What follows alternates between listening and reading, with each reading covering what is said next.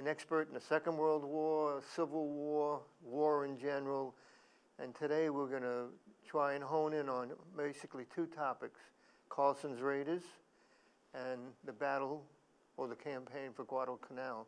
But before we go there, I want to know, why did the Japanese, attack us? Well, the Japanese consider the United States its chief rivals in the Pacific. They had developed this idea of a Greater Asia co-prosperity sphere, saying that they should be the dominant hegemony in the Pacific, and the United States was their chief rival. And they felt that the United States was strangling them in many ways. For example, there was a oil embargo, a iron ore embargo, which would have really prevented Japanese industrial capacity to grow. And at a certain point, they felt that they had no choice if they wanted to reestablish their hegemony in this area, but to get rid of their major rival, which was the United States. Why were we in a rivalry in Southeast Asia with them? Well, not only the United States, in Southeast Asia. The United States, of course, had areas like the Philippines, Guam, Hawaii, all acquired as rather recently in history, the Philippines in 1898 and Guam in 1898 as a result of the Spanish-American War. The Hawaii a little early in the 1870s, it annexed Hawaii as a territory, as a coaling station, because coal was so important in shipping and naval dominance that we needed coaling stations, the chief source of fuel for the battleships and all the other ships of the fleet. And Teddy Roosevelt developed what they called the Great White Fleet, that we were going to have one of the most dominant navies in the world. And we had these coaling stations scattered throughout the Pacific in order to keep the Great White Fleet intact and dominant. Yeah. Another question. The Philippines was an American protectorate at the beginning of the Second World War. Absolutely, yeah. And I know now that there was a fortress there called Corregidor. Corregidor, an island fortress, yes. And that there were 40,000 American troops there. Why so many troops in that area? Well, for one thing, in 1898, when we acquired the Philippines as a result of the Spanish-American War, the Philippines had been a possession of Spain for almost 400 years. And the ironic part about it, President McKinley, one of the reasons he gave for going to war is to bring the blessings of Christianity to the Philippines. Unfortunately, truthfully, the Philippines have been Catholic for 400 years because Spain had imposed its Catholic domination. So it was a bogus argument. But the Filipinos were not going to American rule for Spanish rule. The Filipinos said, wait a minute, we didn't get rid of Spanish rule to have the United States dominate us. There was a very bloody rebellion in the Philippines from American rule. It was brutal, brutal. The leader of that revolution was called Aguinaldo, and he was the great revolutionary. He was like the George Washington of the Philippines in that period of time. And the United States brutally suppressed that rebellion. It took quite a while. It didn't happen but for a couple, 3 years. And it was, we were killing teenagers and so on, anyone who we thought was a threat to American domination. So we did have to have a substantial force in the Philippines to protect our interests in the Philippines, up to 40,000. But we did say we would grant the Philippines independence by the late 1930s, but then the growing threat of Japan put a hold on that. So we really did not grant them their independence until after the war in 1946. I read a little bit about that rebellion, and we killed hundreds of thousands of Filipinos. Brutal. It was barbaric, really. And I think the Marines did most of the fighting. Yeah. Still, 40,000 American soldiers in one place sounds like we were getting ready to do something. It doesn't make sense to me. All right, I want to move on to the Second World War.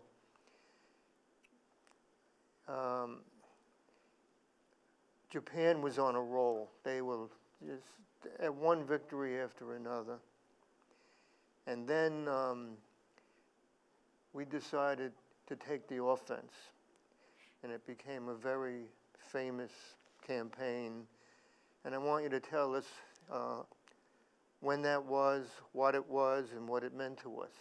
Well, the first, as you just said, Joseph, the Japanese were dominant. I mean, there was nothing to stop them in that first 6 months of the war after Pearl Harbor on December 7th of 41, just as the Germans were dominant in Europe. And most people thought that the Japanese and the Germans could very well win the war. But the first midway in June of 1942 was a really miraculous. In 5 minutes, we destroyed 4 Japanese carriers and hundreds of planes, and the pilots, which are irreplaceable. And that was that was the vengeance for Pearl Harbor. Pearl Harbor had been avenged as a result of our victory at the Battle of Midway in June. But then Evans Carlson and his Marine Raiders, he said, we got to stop them. So he had organized 2 Raider battalions. They had trained in San Diego and then took it by ship to Hawaii and then by submarine to an island, Macon Island. And there Carlson's Raiders invaded Macon Island, killed as many Japanese defenders, destroyed as many installations, planes, radio stations, airfields, supplies, equipment. And that was the first real initial success on land in the Pacific War. Evans Carlson was a true warrior. He became a legend. Unfortunately, 9 of the raiders couldn't make it back to their rendezvous point, and Carlson had to make a very, very important critical decision. Do we wait for those guys, or do we jeopardize the battalions? And he decided to leave them, and they left by the rubber rafts back to the submarines and then back to Hawaii. His executive officer was the president's son, James Roosevelt. Imagine that. James Roosevelt was his executive officer, who was there every step of the way. And when he got back from the mission, he went to have dinner with Pop.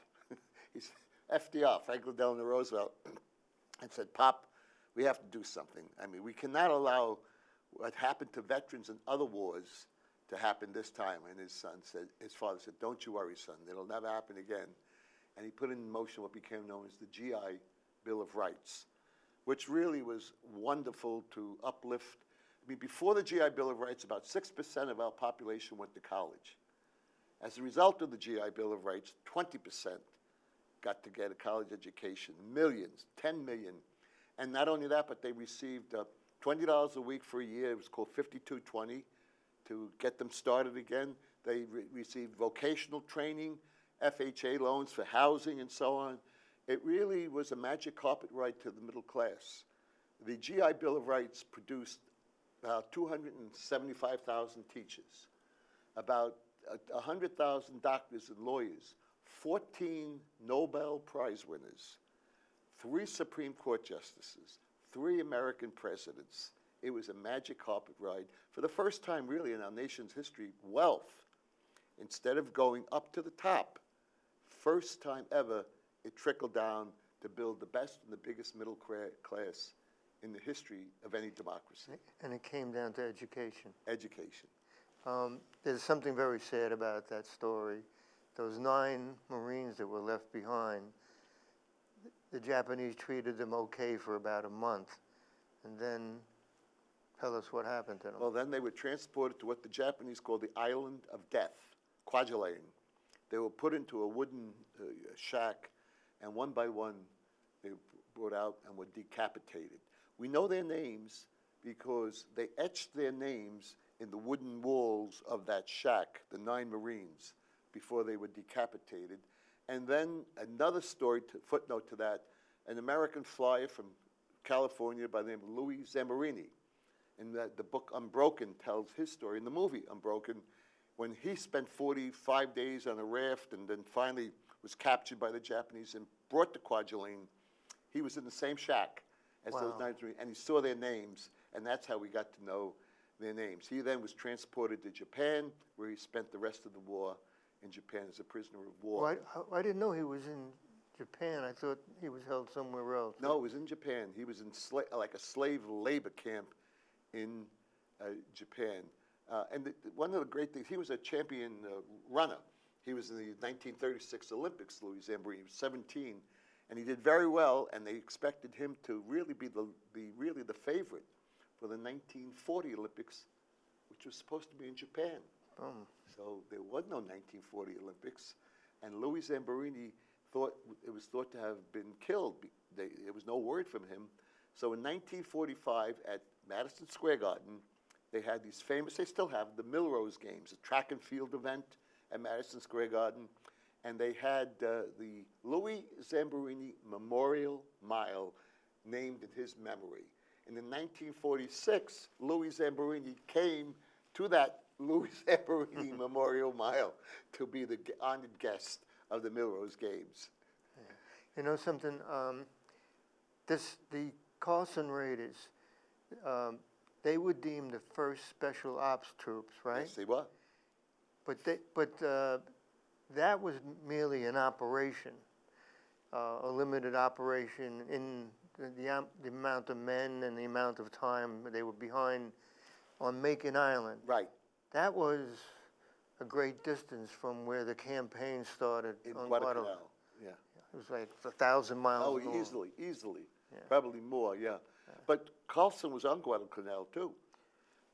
Carlson's Raiders came onto Guadalcanal around early November. Now, the campaign started August 7th of 42, and Carlson's Raiders came to the island, Guadalcanal, and there was a famous, a 29-day, which they called the Long Patrol, which Carlson led behind Japanese lines on Guadalcanal, and he killed, and his raiders killed almost 500 Japanese, troops on the canal. He also was at Tarawa and at Saipan, but the war and that decision, I think, took a lot out of him to leave those 9 raiders. He died very soon after the war, like in 1947. Right. He was only 51 when he died, Evans Carlson. All right. What about Guadalcanal? First of all, why did we choose to start a land offensive in Guadalcanal? Yeah. When we got American intelligence, got word that the Japanese were building an airfield on Guadalcanal in the South Pacific, in the Solomon Islands. And that airfield, if they was successful, would have threatened not only our supply line, but our communications line to Australia and New Zealand. A direct threat which would have really hampered our ability to conduct the war. So we said, American planners, Ernest King, who was the chief of naval operations, said, we have to stop them. Because FDR, of course, had developed with George Marshall the World War II strategy of Europe first, get rid of Hitler first, and Japan became really not a backwater, but a secondary, issue in the conduct of the World War II. But King said, we've got to stop them, because if they develop that airfield and destroy our lines of communication and our lines of supplies and equipment to Australia, which is one of the few secure areas in the entire Pacific, because the Japanese had been so successful, and FDR agreed with them. And the 1st Marine Division, under Vandergrift, General Vandergrift, took the land operation and attacked on August 7th of 1941. There were 2 other islands, Tulagi and Flora Islands, really very close to each other, that we also attacked on that fateful day of August 7th.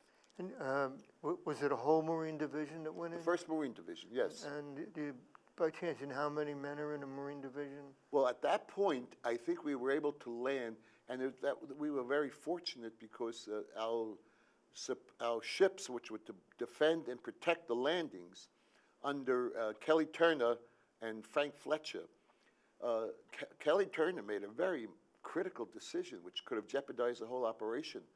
When they were unloading the men in the transports, he knew that the Japanese were going to attack, and he felt he didn't have enough protection for his carriers.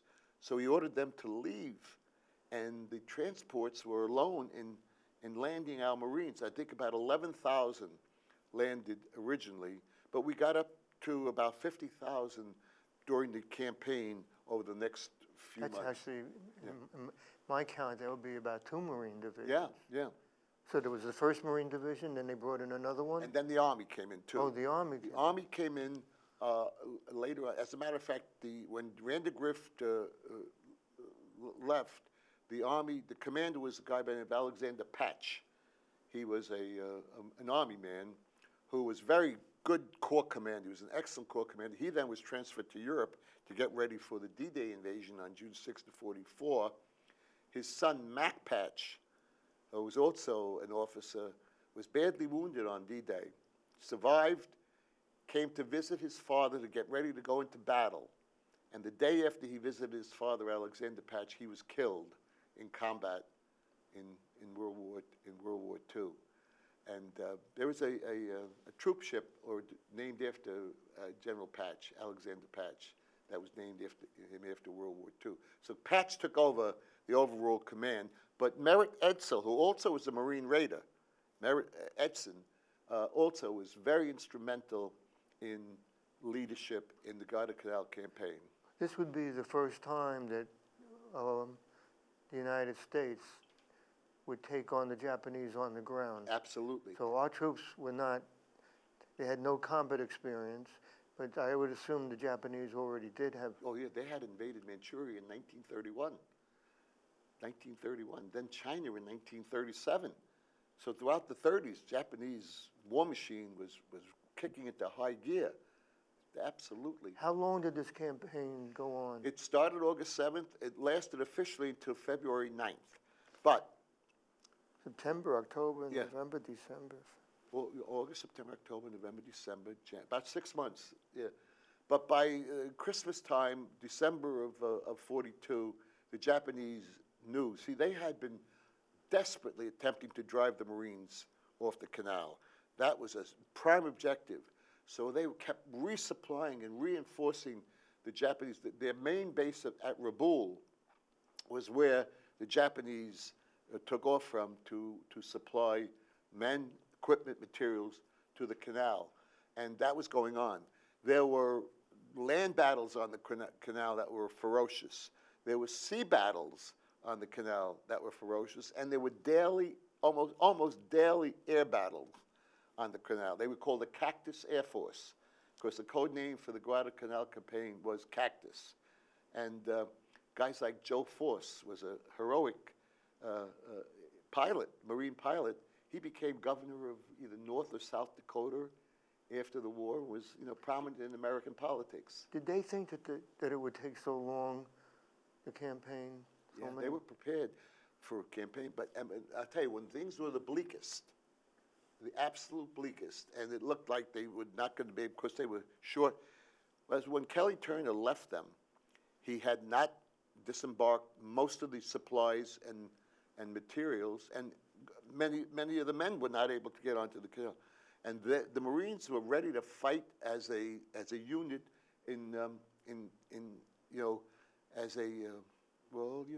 going after them as separate partisan, like almost a partisan warfare, almost, yeah. And they were not going to give up the canal. The Marines were not going to give up the canal. I know. I read actually a book called The Guadalcanal Diary. Richard Tregaskis. And he was a journalist? Richard Tregaskis was one of the famous World War II correspondents.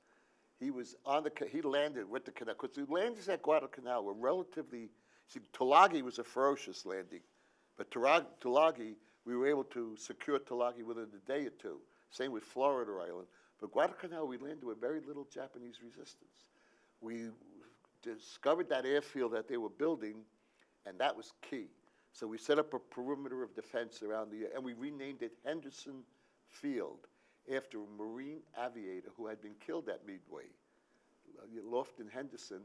And so Henderson Field was very important, and that's where we were able to land our Grumman Wildcats, all of our World War II planes, to conduct the aerial campaign. Can you describe what the Marines, then the soldiers, what kind of environment was Guadalcanal? Brutal. I would say more men, both Japanese and Americans, suffered from disease as a result of combat.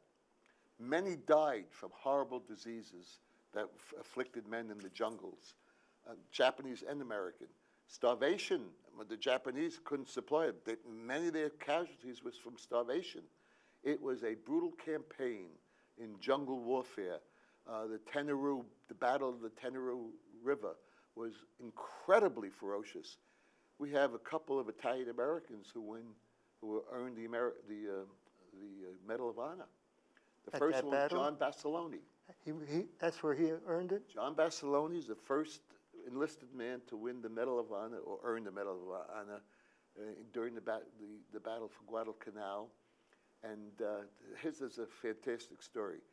Not only was he a ferocious warrior, but since he was so first and so well renowned, they brought him back to the country to sell war bonds. That's the way we financed the war bonds. And he knew that his men were still suffering and fighting and dying and bleeding. He said, I can't do this. So he went back, and he was killed the first day in the Battle of Iwo Jima. He was killed the first day. He didn't have to go back. He had just been married 7 months before. He was married for 7 months when he went back to Iwo Jima, and his wife Vera, who was also in the Marines in World War II, she was a spot. What do they call them? Spot. What are the Marines called? They were wax and waves and spars. I don't know. And they were Marines, Women Corps, and she never married again. She lived a long life. She died well into her 80s, but never married again. She was married for 7 months before her husband, John Basilone, was killed in Iwo Jima. That battle of Tenero? The Tenero. The river. Yeah. It's depicted that we were on, of course, one side of the river. Yes. And they attacked across the river? Right. A banzai attack? Banzai attacks, and they were decimated. I mean, they were just ferocious warriors, the Japanese, not willing to give up or give in. And we just, I mean, you know, the casual, you'll see reports where 40 Marines were killed and 600 Japanese were killed. You know, 30 Marines were killed and 700 Japanese were killed in these banzai attacks. They were desperately trying to recapture Henderson Field and set it up as a base of operations for Japanese aerial warfare. But why concentrate on banzai attacks? Why not just, you know... I guess that was the code of the samurai and the code of the Japanese warrior, that they felt that that was an effective way of overcoming their enemy and also striking fear in the hearts of the enemy. You know, yeah. Boy, oh boy. So this was, I know now, was our first victory. Our first what did it mean? land-based victory in the Pacific. What did it mean to us? Well, it was very, very important because, for one thing, psychologically, the Japanese had been so successful. There were some people that thought they were unstoppable, and that could the United States meet the Japanese army, the Imperial Army, with Imperial Marines, and defeat them head on, and we did. We did. The other thing was that was the last Japanese offensive action. The Japanese never again took the offensive in World War II. We then took the strategic offensive in the war and began our long but sure march up the chain from the Solomon Islands to the Marshall Islands, you know, to the Philippines and so on, until finally, after battles of Saipan and Iwo Jima and Okinawa, right up that chain, we were preparing for the invasion of Japan, which would have been set in two stages, Operation Coronet and Operation Olympic. One was scheduled for November of 1945, November of 45. The other was March of 1946. And we dropped Until the bombs. I say thankfully, although it's controversial, in July, we developed the bomb, and then in August 6th, we dropped the bomb on Hiroshima, and August 9th, a second bomb on Nagasaki. That's what it took to convince the Japanese to surrender. It was something I found out one night watching TV, excuse me. McNamara. Robert McNamara. He was in the, I guess, the Army Air Force, is that what they called it back then? Or It was called the Army Air Force. It wasn't called the United States Air Force until like 1947, 48, when Truman. And this is what he said. He was instrumental in developing the bombing campaign against the Japanese cities. They developed napalm. Yes. And they came in low, and they decimated 65 Japanese cities before we dropped the bomb. They reduced them to ash. Yeah, and he said, we killed 900,000 civilians before we dropped the 2 bombs. He says, if we lost the war, I'm a war criminal. War criminals. Yeah. We would have been the war criminals, right? Yeah, yeah. I still don't like the idea that we used those bombs. Were they called nuclear or atomic bombs? Well, either way, but they were called atomic bombs. But they were the first bomb was the principle of fission, which is the splitting of the atom to generate this enormous energy and heat. And the second bomb was a plutonium bomb, which was the principle of fusion, which is bringing the atoms together, also creating enormous amounts of heat and energy. I just don't, I don't like the had 2 idea. bombs, by the way. That was it. I don't like the idea of killing innocent civilians. Yeah. It's a war crime. It is. I'm not good with that. And the Japanese, after they surrendered, they were really very, how would you call it? They weren't rebellious against us. Japanese were amazingly pliable. When, even when the emperor, it took the personal intervention of Emperor Hirohito, and most Japanese had never even heard his voice. They had no idea what he sounded like, let alone see him. And when he had to deliver that message of surrender on the radio, he said, we must bear the unbearable. And there was almost a coup d'etat against the emperor because there were still the hotheads who did not want to surrender. As a matter of fact, one of the chiefs of naval operations led a final kamikaze raid on Okinawa and was never heard from again. Got a few seconds left. Okinawa, we got more to talk about another time. Okay. All right. I'll be here. We didn't even. Your invitation, I'll be here. We didn't even get to the anything books.